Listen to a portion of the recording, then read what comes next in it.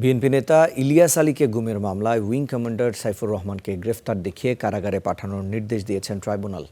একই সঙ্গে ২৫ অক্টোবরের মধ্যে দাখিল করতে বলা হয়েছে তদন্ত প্রতিবেদন।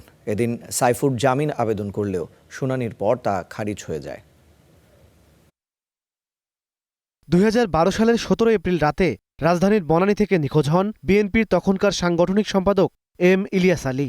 তার সঙ্গে নিখোঁজ হন ব্যক্তিগত গাড়ি চালক আনসার আলীও। এক যুগের বেশি সময় পেরিয়ে গেলেও মেলেনি তাদের সন্ধান। সেই গুমের মামলারই তদন্ত চলছে আন্তর্জাতিক অপরাধ ট্রাইব্যুনালে। রোববার উইং কমান্ডার সাইফুর রহমানকে এ মামলায় গ্রেপ্তার দেখানোর আবেদন করে প্রসিকিউশন। পরে তাকে গ্রেপ্তার দেখানোর নির্দেশ দেন ট্রাইব্যুনাল। জিয়াউল হাসানের অন্যতম সহযোগী ছিলেন।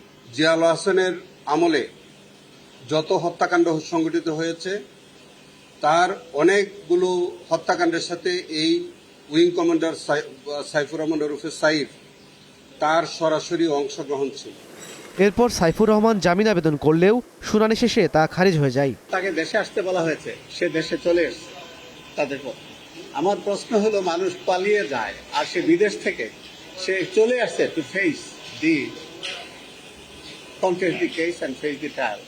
এবং এটা আমি মাননীয় ট্রাইব্যুনালকে বলেছি, এটাই তার অনেকটা প্রমাণ, circumstantial evidence that he is innocent.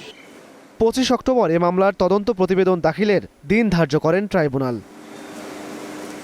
Emon Mahmud, Star News, Dhaka.